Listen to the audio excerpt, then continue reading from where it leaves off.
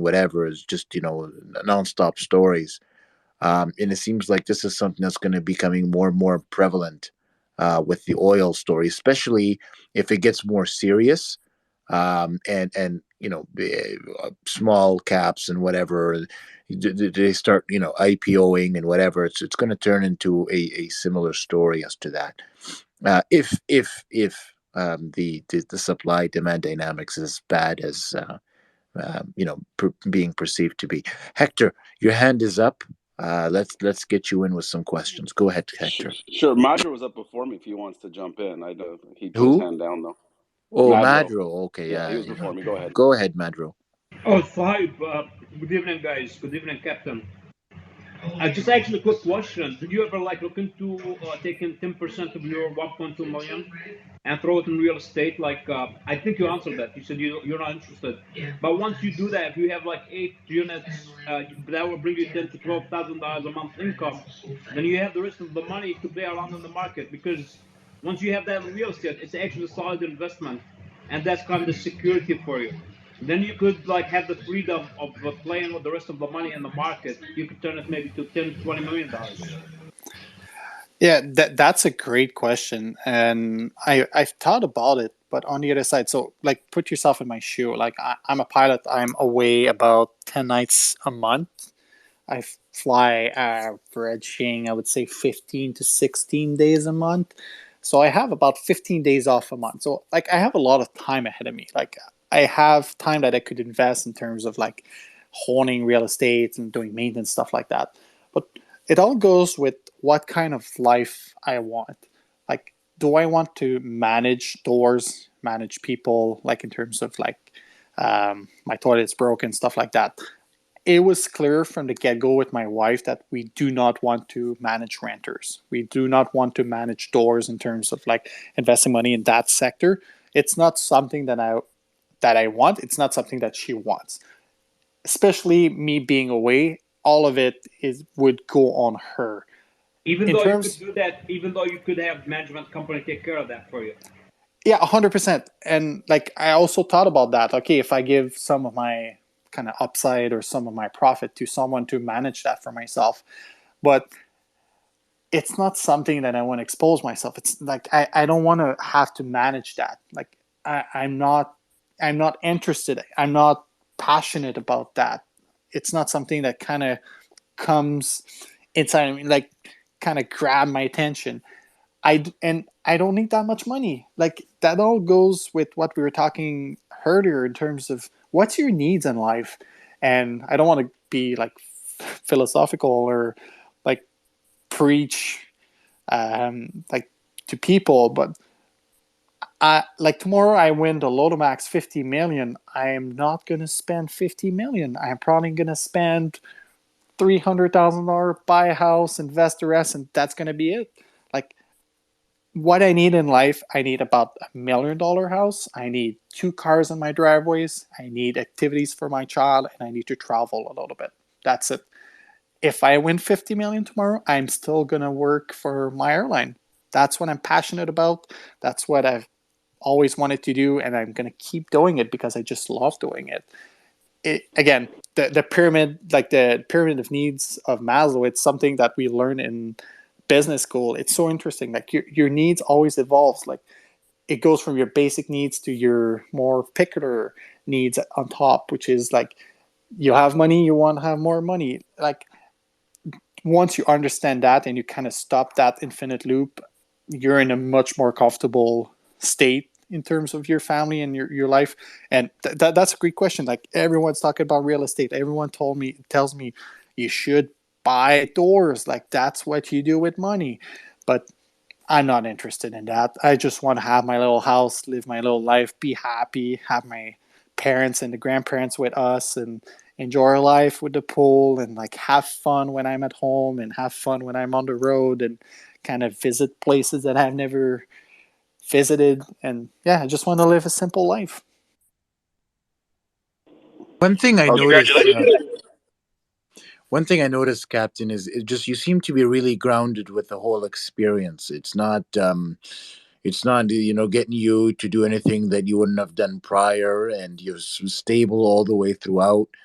You understand the life that you're trying to live, and it's not a situation where sometimes the people just get clouded with hubris, and it just turns into a buying spree, or any of the type of things that people typically get when they win a lottery, or athletes, when they get money, and as soon as the money runs out, they end up in a worse position. So what would you credit Captain Marky McFly to, having you live a grounded life, despite your great fortunes. You've mentioned, even if you were to get 50 million, you wouldn't change. Most people would say, they would retire and go on a beach, and I don't know. It's just everyone's got their own versions of what they would do with that. But for you, it's like you won't change a thing. You still clock in, clock out. What would you credit Captain, for help keeping you stable throughout your gains? Like it's cliche to say, but humble beginnings, like starting to work at 16-year-old in a restaurant, doing the shit work, doing the close up until midnight or 1 a.m., like working hard 20 hours a week while being in Cégep in university. It's just like understanding the value of a dollar. And again, like, what do you want in life? Like, there's some people that loves cars. Like, I hate cars. Like, I have a RAV4. That's the most soccer mom vehicle you could have in your driveway. But I don't care. I love my little RAV4. I love that it makes good mileage, that it doesn't burn a lot of gas, that the maintenance costs are low. That's what I love. Like, I'm not going to create myself some needs just because I have extra money. Like, let's be honest, like tomorrow I have 50 million, I might buy myself a dirt bike and have fun like at the dirt track because I kind of love that. But I'm not going to buy myself a private jet. That doesn't make sense. Like, it's too expensive for nothing. I'm just going to fly for a living, have a reduced schedule, and be happy. And that comes from humble beginnings, like what my mom taught me. Like, we didn't have a lot of money like when we were younger, and but we made the most out of it. Same thing with like my expenses, like within the future years. Like, do I send my kids to private Montessori school that costs $15,000 a year? Like, do I really, really, really need that? I don't think I do. Like, I grew up fine. My kids are gonna grow up fine, and I don't want them to be little brats as well. I want them to still be grounded. They're gonna work while they go to school. I think it's good teachable moments. It's gonna keep them grounded for the rest of their lives, and it's like they're not gonna touch any of my money. Like, they're gonna have to do it themselves. Like, of course, I'm gonna help them in terms of paying for their like schooling and stuff like that. But if they want something, they're gonna work for it. Hector, you have your hand up. Go ahead. Yeah, sorry, I joined in and the captain was speaking. Did you buy the house already? Was that you already close on the No, deal? like in fall. I'm still waiting for stuff to kind of settle in our life, and um, yeah, so we're still waiting a little bit. And Right. right now I have 1.2. My goal, hopefully, I would like to have some kind of 1.6, 1.7, because again, if I buy a $1 million house, I need to pull 35% of that. So I always have that number in my head, like 4%. For me, the 4% dividend is the safe one. Like, it's the Yeah. bank, it's the TD, the TELUS, the Bell, like all those nice little dividends that like retirement people are looking forward to. That's what I'm kind of chasing. And 4% of 1.5 is becoming interesting for me. It's like Right. 60,000 Yeah, easy that I can have every year. minus the taxes. So Which I don't, because it's all in my TFSAs. So that's the cool thing that I have is all my money is in my TFSA, so I have zero tax to pay on that. Okay, that's absolutely fantastic. Congratulations to that. Thanks. So I just wanted to just chime in for whatever it's worth. I made my first million 15 years ago. I started my own company, and I have my first profit sharing check framed on my wall. It was 990,000. I was so mad that it wasn't exactly a million, but close enough. That was 15 years ago. Before I made that, I had a list of goals that I sat down with my wife and we wrote everything out, even the Hail Marys. that we thought, oh, even if, we probably could never do this, but let's put it on the list.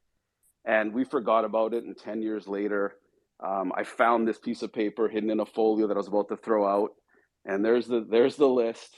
It had everything from a boy and a girl to the cottage in Point Roberts, a condo in Hawaii. Everything is checked off the list except the last item on the list.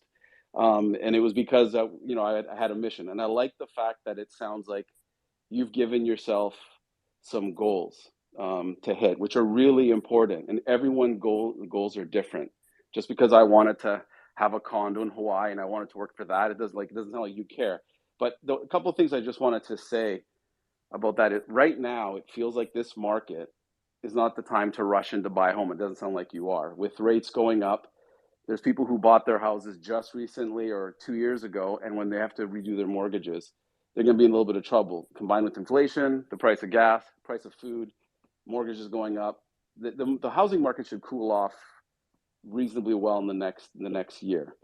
But I would definitely not give up the upside in your investments over the short term, which is 6 months to a year, that you're in right now, to buy a home right now where I can almost guarantee, I don't even know what city you live in, but you say Telus, so you're Canadian. I'm in Vancouver. Montreal for myself. Right, Montreal. I'm very confident whatever you buy in Montreal today is going to be worth within 10% of what it's worth in a year from today, whether it's up or down. And I'm pretty sure it's going to be a little bit down everywhere, but let's say it's not. So you'll be flat.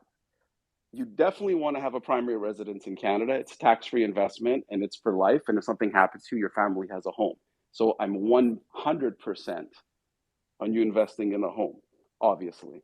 But I just think it sounds like you should definitely wait it out, let this market play out for you, and then get yourself a home. And then with the investment side of things, that's the great thing about being in Canada as well. We have a nice range of companies you can invest in that are relatively safe, have good dividends, whether it's Telus, BCE, all the Canadian banks, Enbridge, Pembina, Eric Nuttall's income fund. You diversify across all those sectors and you can get yourself a little bit. And then out of that investment, you can also take 5 or 10% of it. And that would be your, the next Razor or the next Tamarack when it was $1, or the next Athabasca at 18 cents. There might be something like that comes up in 2-3 years and you want to try. So you have a little bit of portfolio for that in your TFSA, which is fantastic. And on the real estate side, if you want to invest in real estate, the easiest way to do it, if you don't want to do any work, is buy a REIT in a sector that you believe in. So if you think, for example, industrial is going to stay hot because everyone's opening e-commerce warehouses everywhere, go find yourself a good industrial REIT and you jump into that. Or you can get into, like a Simon Property, a retail REIT. So there's a bunch of different REITs, and that's a different tax as well. That'll be your TFSA, so there'll be no tax again. So that's great. So that's another way to get into real estate. But here's one thing I discovered 2 years ago, right during COVID. I had a whole bunch of money sitting there, and I thought, I want to buy another commercial building. I have some commercial real estate. I have a decent sized portfolio. So I was looking in Vancouver, and my buddy's a commercial real estate agent. We'd go for lunch once a month. He would tell me what's available. Everything was 3 to 7 million. Everything needed 30 to 50% deposit, and the cap rates were 2 to 3%. So I'm like, let me get this straight. I got to buy this building, rent it to a restaurant or something, put down 40% of the money to collect 2 to 3% cap rate. He's like, yep. But if it goes up, I go, okay. And a lot of people made millions, by the way, if you did that 5 years ago in Vancouver, 10 years ago, you made a killing on that. But just the thought of having to wait for the density to change, for the area to get rezoned, to make a whole bunch of money, to make 2-3%, which is basically you have to put down a lot of money so the cap rate just covers the cost of owning the building. So I was like, I don't know, I'm not into it. I already have enough commercial. I'm already chasing enough tenants. I don't want to do any more of that. So then I started researching how to invest better in the market. And I see an ad for Interactive Brokers, 1.59% margin account. I go, okay, everyone says margin is dangerous. Let me do some research on margin accounts. Interactive Brokers, if you put $1 million in Interactive Brokers account, it lets you buy $3 million of Apple with $1 million. Let's just that's the kind of math. You buy double to triple depending on the stock. So I say, you know what? Why is it that if someone said, here's a building in Vancouver, it's $3 million, I'd have no problem forking $1.5 million and borrowing $1.5 million and getting a shitty return? Why would I be so scared to put $1 million cash and buy 1.5 to $2 million of stocks? So I started researching more, and I realized if you treat your stock portfolio like a building, you can, and you never go close to your margin limit. That's the number one key here. You stay way below your limit. So even if there's a market crash of 20%, you don't get margin called, right? But my point is that you look at it like a building. You say, okay, I'm just going to use $1 million because it's round. Put $1 million in the account. You invest $1 million into stocks, and you get yourself tenants. Your tenants are Enbridge, TELUS, BCE, Royal Bank, Bank of Montreal, Fortis, Pembina, and something else that's not in those sectors, okay, that all pay, and REITs. Super diversified. You're collecting 4 to 7% in dividends. Interactive Brokers is charging you 1.59%. So you're making clear on borrowed money 3.5 to 5.5%. Now, I did that during the COVID crash. I was accumulating. So those guys were paying, like, my Enbridge dividend, I think, is like 10%. My Royal Bank dividend's like 6%. It was crazy, these dividends. I'm like, how can this be risky? Like, these stocks, Royal Bank is not going down 50%. Fortis is not going down 50%. So, and here's the crazy thing. So I did this a year ago, and of course all these stocks have gone up. I bought some Apple and Amazon, and I bought some oil stocks. As those go up, your margin goes up because you're in the money. So my million went to 2 million. Now I could buy 4 million of stocks if I wanted to. I haven't, but you can keep adding. So what super rich real estate investors do, and by the way, more people make there's more billionaires off real estate than there's off the stock market, is they buy a building for 5 million. It goes up to 7. They go to the bank, they get re-rated. Oh, buildings were 7. I can pull 2 million out. There's a building next door I want to buy. They take the borrowed 2 million and buy another building. That goes up 20%. They borrow the million, buy another building.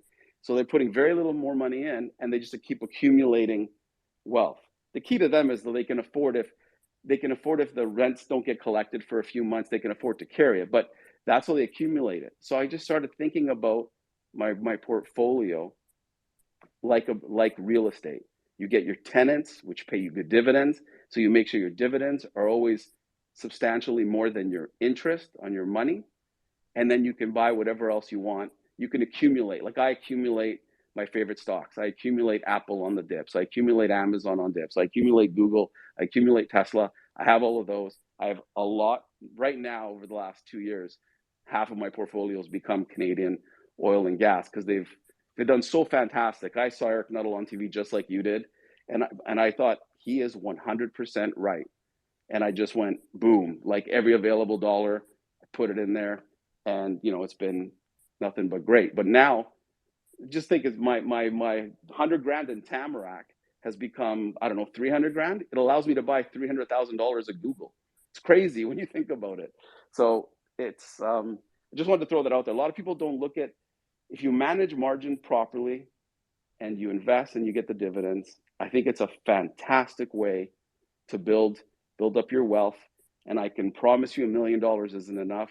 I can promise you $2 million isn't enough when your kids get older and they're going to want more and more. But if you stay within your means and you invest properly, that $2 million on a return could give you a very comfortable lifestyle. And I would wait a little bit to buy the house. That's my 2 cents. I hope I didn't ramble too long.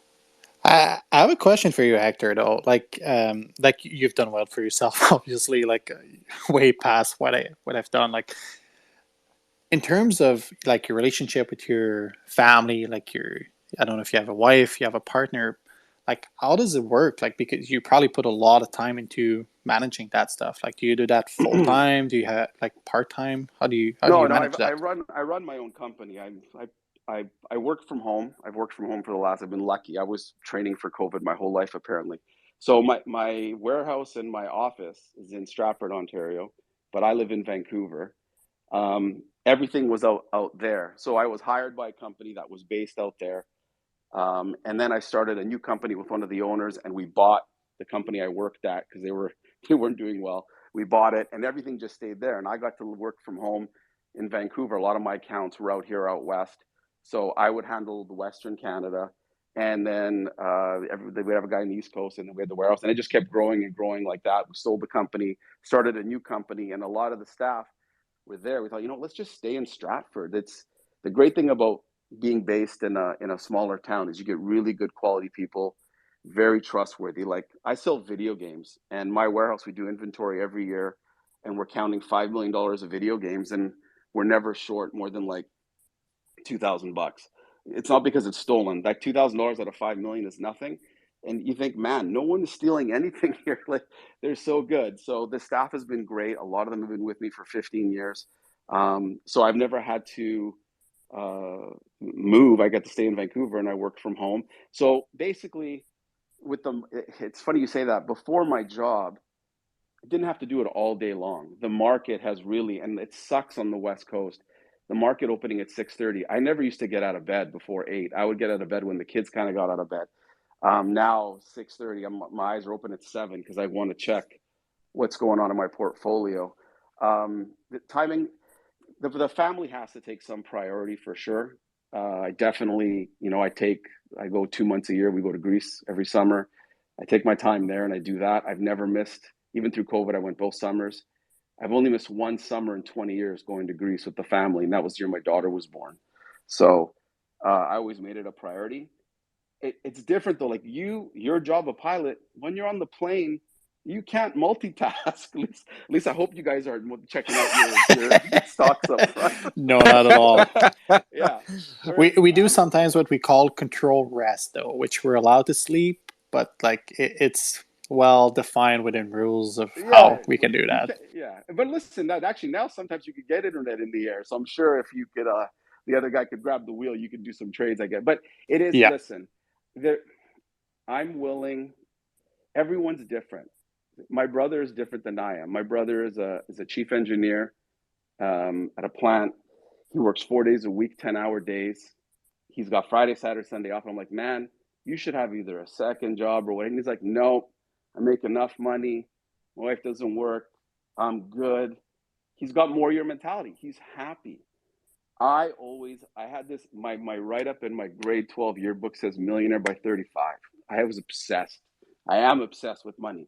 I can't walk into a Costco without looking for the 7 at the end of the price tag. Because if there's a 7 at Costco, like 1997, that means it's below cost and they're getting rid of it. And I always see the 7. I'm thinking, if I buy 100 of those, can I sell them on Amazon for more? Like I'm stupid that way. So the stock market has been wonderful for me because I could never see my end, because as I accumulated wealth, I bought more toys, I bought more properties. Our standard of living went up. Both my kids go to private school. I was like, man, I don't know how I can stop without having to tell my wife, hey, we have to take a step back from our lifestyle.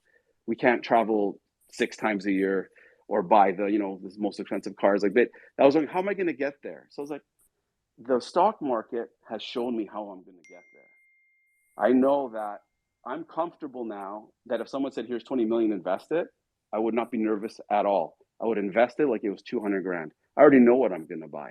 Like I've gotten so good at just being comfortable. Most people aren't comfortable owning a lot of stock. They're just not. It's not it's not in their nature to do it. That for me now, for 2 years, I've been doing this and watching almost every episode of Market Call, watching every episode of Fast Money on CNBC, on Halftime Report, reading, doing these spaces and listening to Shabab and Sohaib and Shabam go on.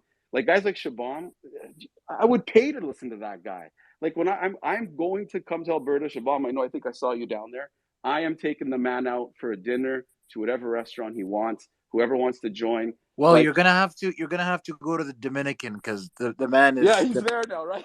Yeah, he's retired as well. It's a bunch of guys, it's a bunch of you guys. It's just remarkable how circumstances. Talking about Dominicans, Shoaib, like listen to this story. I opened RESPs for my kids 10 years ago. I go to the bank and said, okay, I got 2 kids. They're both 5 and 7. How much can I put in? Like, you can put in, I think it was like 18,000, 20,000 per kid in one shot. The government will then match a little bit and you can invest that. So I thought, okay, I'll just put it in and get over with it. So I put the 30, 40,000 in 10 years ago. And I just said, I'm just going to put it all in Apple. And I never looked again. It is halfway through. I sold half the Apple, put it into Amazon, half and half. It is worth $700,000 today. I never traded it. It's still there. But then I thought, okay, 700 grand. My son's going to university. He ends up going to a Canadian university. Canadian university is $6,000. I'm like, oh my God. So I go to the bank. I said, hey, I got all this money. What if he doesn't use it? He can take it out like income, right? And he'll be taxed at his bracket. They're like, no. Once he's done school, whatever's left, you take out. You pay 70% tax. 70% tax? So 70. So they take 70 and you take 30? That's right. And I was like, that's not fucking happening. No. Yes. So hey, it's my, so No. I withdraw it at 50% income tax and a 20% penalty. So I was like, that's bullshit. So it's 700 grand today. I think I can have it in there for another 10 years. So my plan is to take that 700 grand. I right away, once I heard that, I sold a bunch of Apple and bought uranium stocks, cheaper gas stocks. Because I thought, okay, who cares if I lose it? 70% of it isn't mine. Well, of course, the uranium stocks are going up. The oil stocks are going up. I bought tons of fucking Athabasca at like 40 cents. I'm like, oh my God, I even made more money for these guys. But the key is RSPs are the same thing. Once you get over a certain amount of RSPs, they're not worth having. Like over $1 million isn't worth having because you have to take it out.